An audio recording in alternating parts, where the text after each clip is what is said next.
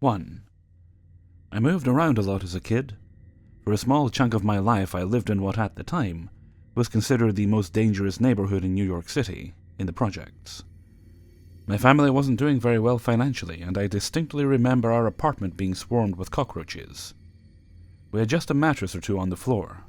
Now, I don't know if I've just been surrounded by irresponsible adults for most of my life, or if the folks around me were just spread too thin, but I got into a lot of iffy situations. I know in the case of my parents it was blatant negligence. I'm talking my bus to school was a van with the letters BUS keyed onto it. Every morning I'd get in there with 3 other kids, the driver was some rando, and there were always empty beer bottles clicking around on the floor. Wild. So wild. Beside the point. Well, since I moved around a lot, I often ended up making friends with the kids from my apartment building rather than my school. I spent my free time in silly ways. I'd feed pigeons off the balcony. Feed them so much they just fly back there and the adjacent balconies, chill in the morning waiting for me. Bird poo would just rain down below, pissing off all the other residents in the building. I would also host paper bag puppet shows and invite the kids to watch them on the staircase. I was a bit of a nuisance. Just way too much energy for my size. From holding these events, I ended up meeting a lot of parents. So one night, as I'm wrapping up one of my spectacular puppet shows, a lady who lived on the top floor of the building approaches me. She asked me if I could babysit her kid on that Friday night. I'm 9 years old at the time, by the way. Her kid Emily is 5. I'm not sure why this woman asked me because I was clearly very ostentatiously being a child. I say yes because, well, why not? I mentioned this to my mother for permission, who naturally agrees. The idea is that since we live on the bottom floor, there's little to go wrong. I should also mention that I have an older brother. He was 14 at the time. So Friday rolls around. I'm over at this lady's place with Emily. Her parents have just left 30 minutes prior. We're running around tearing the apartment up. I still have way too much energy. I run over to the door.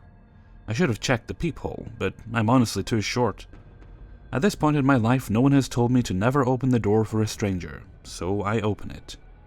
On the other side stands a man. He's very tall. He has a mustache.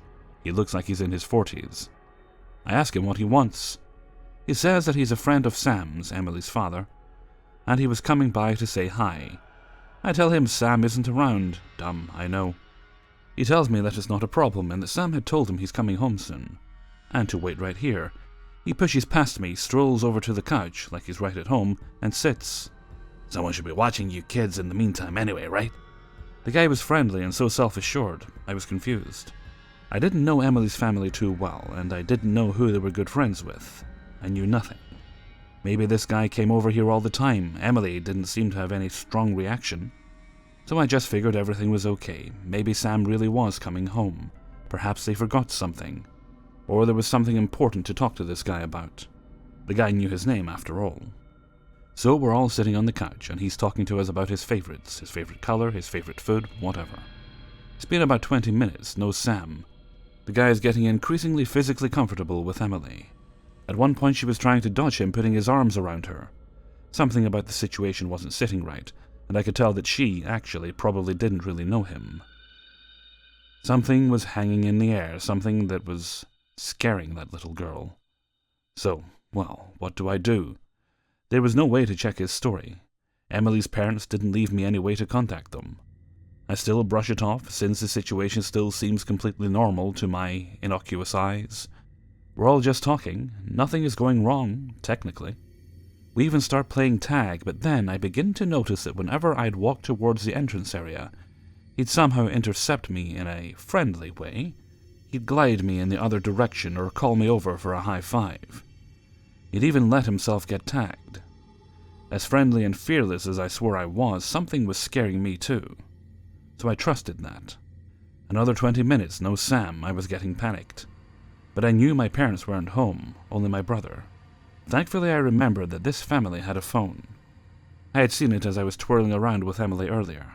Now, my brother is fiercely protective of me, still is. Always has been since day one. After I was born, there was none of that sibling attention jealousy stuff. He started crying day 2 because he thought I had an eye infection. So, well, I pretend I'm tired of tag, they sit down, and I start singing. Skipping around, who knows. I'm trying to make a big show how nothing is going on. I was big into acting at the time, wanted to be an actress. Borderline obsessed with the idea. I'd act out fake scenes at home all the time, by myself, with others, like a weirdo for years. Hence the puppet shows. But, well, I was good at hiding emotion, good at playing roles. So I'm singing, role of a lifetime here. I need to figure out how to talk to my brother fast, while I sing without my voice shaking. The man says some creepy thing about how I have such a sweet voice. I didn't think it was creepy at the time, but now it gives me the heebie-jeebies. As he reaches over to grab something that's dropped on the floor, I notice he has a pocket knife or a box cutter, something sharp. Voice shakes, my heart skips. I try not to make eye contact. Luckily, he doesn't realize, I think. I say something along the lines of, "Oh no, I forgot to feed my hamster." I spin, literally spin over to the phone, which I'm sure this guy never noticed was sitting behind a plant. I didn't have a hamster. Let me just call my brother, he'll feed her. I holler boom chicka wow wow before the man can say or do anything. Like, I can't hear him. I dial my brother as fast as I can. The man is on edge now, noticing the phone, but also recognizing I've just dialed someone. It's like the top half of his face is glaring at me, but the bottom is kind of fake smiling, apprehensive. My brother picks up, he's annoyed, as brothers always are. He thinks I'm just playing upstairs, supervised. He knows where I am, but my mother neglected to tell him the babysitting situation. "Hello? I forgot to feed Skippy." "What? What do you want?" "I forgot to feed Skippy. Can you feed her for me?" "Are you trying to prank call me? Seriously? Can you hear me? Seriously, she'll get sick." "Cut it out." "No, can you hear me now?" My nickname for him. "I forgot to feed Skippy. Can you feed her for me?" At this point he realizes I wouldn't be using his name if I were really prank calling him. The man is now holding Emily, throwing her up and down in the air. I'm losing it every time he throws her up. She's visibly not having a good time. She starts crying. He's trying to calm her. It's chaos. The scene is breaking down. Fast. Too fast. "What are you talking about? Is everything okay?" "No, you have to do it now. She gets hungry. Just play later." Stop. Is someone there?" "Yes, the green baggie." Shit. Stay calm. I'm coming." Hangs up. I believe there were 12 floors. This kid flies up so fast, no idea how. Starts knocking on the door. Before the guy can get in my way, I sprint over and open it. My brother, being the smart cookie he is, tries to keep the situation calm. Seems he's called the cops by now. He swings the door open, says something along the lines of, "Man, it smells in here," and props it there with a box nearby. I realize later he was trying to keep the door open for the cops, for us to run, given the chance. Or for the neighbors to hear in case something happened. My brother introduces himself as, well, my brother. Says he got bored downstairs, knew we were up here, wanted to watch a movie, and heard this apartment had a TV. The guy starts trying to fake introduce himself as he puts down Emily. Then just bolts. We don't follow. The cops show up eventually. They don't do much, presumably because the guy was gone and there were other violent crimes happening in the neighborhood. Emily's parents show up, and after the waterworks, thank my brother. After giving the man's description to Sam, he still didn't know who we were talking about. Regardless, we all end up okay, and life went on. Still, I have no idea what that man wanted from us. I don't know if he was trying to rob Emily's parents or had something more sinister in mind. He seemed to know that no adults were going to be home. So he might have been on the staircase the night Emily's mother asked me to watch her. And he just sat and played with us for so long. Every time I think about this night, I feel that panic over and over again. Whatever he wanted, creepy apartment stalker man, let's not meet again. 2. It started during Christmas break last year. A close friend of mine had an appointment for a pretty detailed tattoo, so she wanted me to come, along with the boyfriend she had at the time and his best friend Chuck. I had never once met Chuck, but he's the star of our story. My friend and I were supposed to meet up with Chuck at Dunkin' Donuts before the appointment, since he was also getting one done.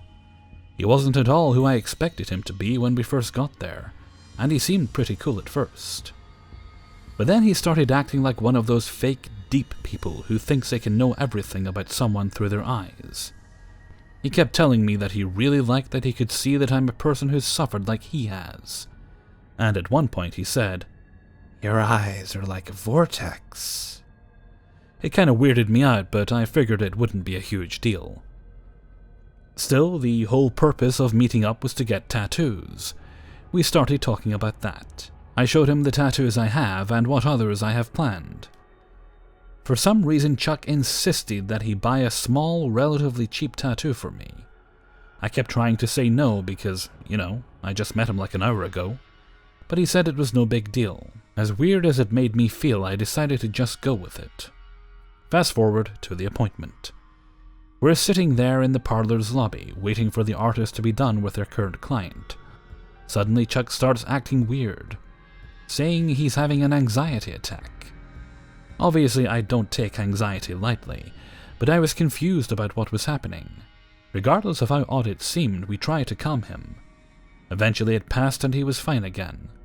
By the way, this will come up later. When my friend was getting her large thigh piece done, I got the tattoo Chuck was paying for. It was just a short quote on my arm and only took like 10 minutes. After this, Chuck got his small hand tattoos done. This is when he decided he wanted to get a tattoo to commemorate our meeting. I was really unsure about that because he was married and I wasn't sure if his wife was a jealous person. And I certainly didn't want to step on any toes. However, he kept saying that I was a cool-ass chick who was spontaneous like him. I can't remember exactly why. But talk of my initials came up, and he really liked that my initials are SSS. So this man, that I literally met 2 hours before, decided to get S-cubed tattooed on the front of his wrist. I was mildly uncomfortable by now, but wasn't sure how to confront this. My friend and her at-the-time boyfriend were too occupied with their own tattoo to say much, so I just went with it. After all this is over, we parted ways, and he tells me he's going to text me. I thought he would just end up texting me once or twice after, but he surprisingly talked to me a lot. Sometimes he was a nuisance, but I replied to him anyway because I liked that he took me seriously, and that was an insecure time period for me. Things got weirder and weirder. He kept asking me if I wanted to hang out and watch movies with him and his wife. At one point, we ended up talking about my bisexuality, and he told me it's all cool with him because his wife is also bisexual. He brought it up often, saying his wife wanted to meet me, and it felt really suggestive. As time went on, I started replying to him less, because I was suspecting that he had some sort of weird thing with me. And that's when the shit hit the fan. One night, Chuck was drunk, whether he was actually drunk or just using alcohol as an excuse I'll never know, and decided to profess his love for me. He said he fell in love with me the second he met me, and that he was so overwhelmed with feeling that it caused the anxiety attack I mentioned earlier. He was married and I had no romantic interest in him.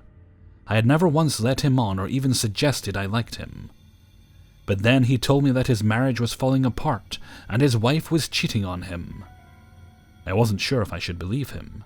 I texted the friend from earlier in the story, and she said he was probably lying. But who would lie about something like that? The next day while I'm in class, Chuck texts me and tells me that he lied about everything because he was drunk. As you can imagine, I was livid. I told him how fucked up it was to lie about things like that, especially saying your wife is cheating on you. I kept wondering how she would feel knowing he was saying things like that. He tried to tell me he'd never do anything like that again, but I wasn't having it. I'll admit that I said some pretty brutal things to him, but it was deserved. After consulting my friend, I decided that my best decision was to block him. Afterwards, my friend would text me every once in a while saying Chuck was apologizing to me through her. At this point, both of us were done with his shit, since he had drunkenly texted her too, and caused issues on top of all of this. A few months after the incident, her boyfriend cut him off too because he also grew sick of his behavior.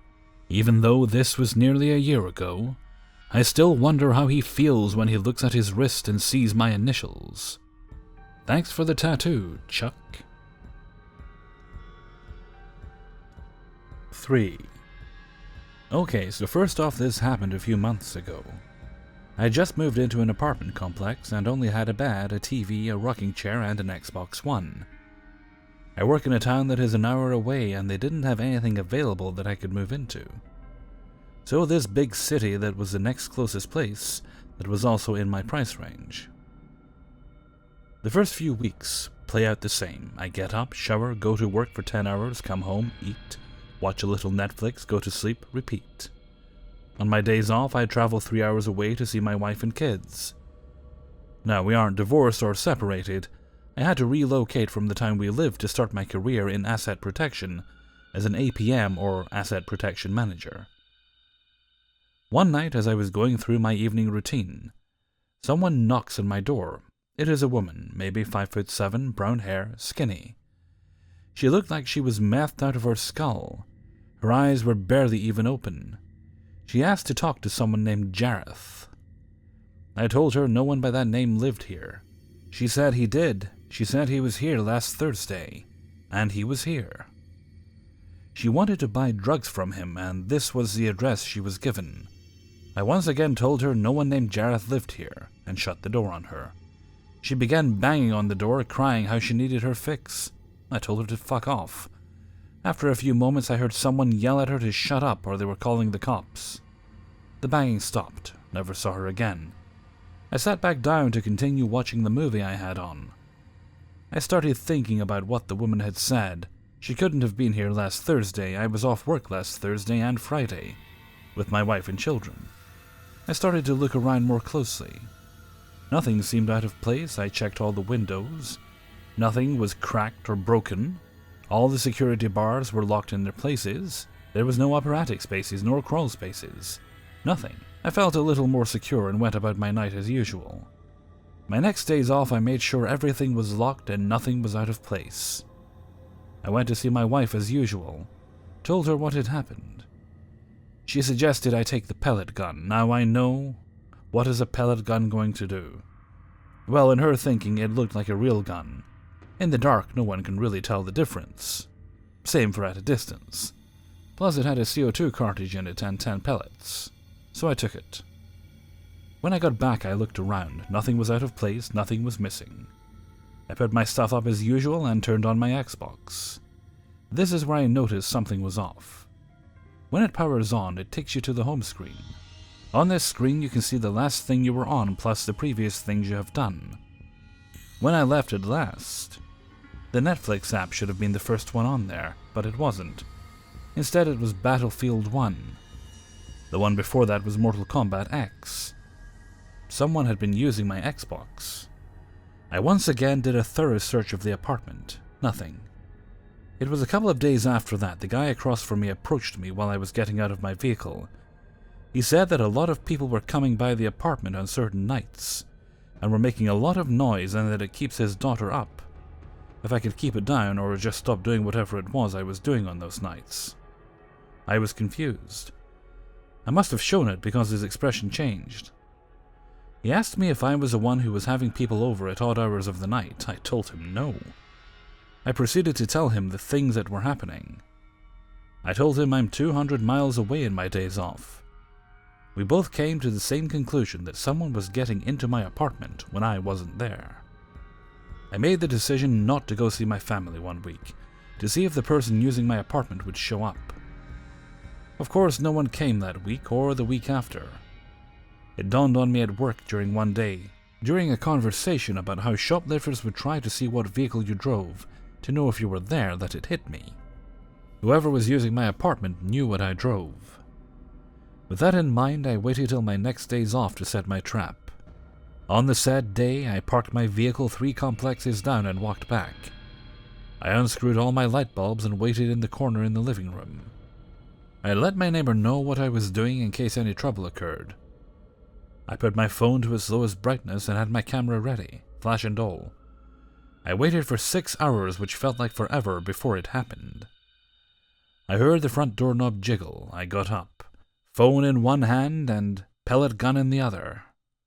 The door opened and someone entered, shutting it behind them. Then I heard a click, and then another. They were trying to switch on the lights. I then saw a light from the doorway. They had their phone out and were making their way into the room I was in.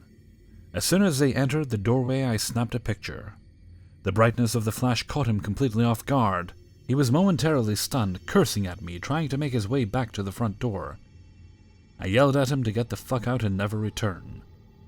He had reached into his pocket, dropping something as he pulled out a small pocket knife. I immediately raised the pellet gun and cocked the hammer. That stopped him completely. He dropped the knife, opened the door, and ran out. My neighbor, who had heard me yelling, was waiting outside of his place when the man ran out. He saw me run out of my apartment, gun and all, and asked if I had shot him. I told him no and that it was a pellet gun, but the man didn't know. I went back to the door and retrieved the pocket knife and what he dropped. It was a key to my door. Don't know how he got it, but he had it. I showed the picture to my neighbor. He thought he recognized him, but wasn't sure. I stayed up late that night, calling my wife and telling her what happened. The next day I went over to the complex office and told them what happened.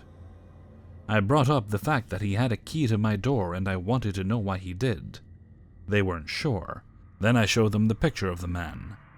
They knew right then how he had a key. Turns out the person who was going into my apartment complex was a maintenance worker for them. He had been one of the ones renovating my apartment before I moved in. They are given keys and he must have made a copy of one. Then, for nights at a time, he would use it to do whatever it was he did.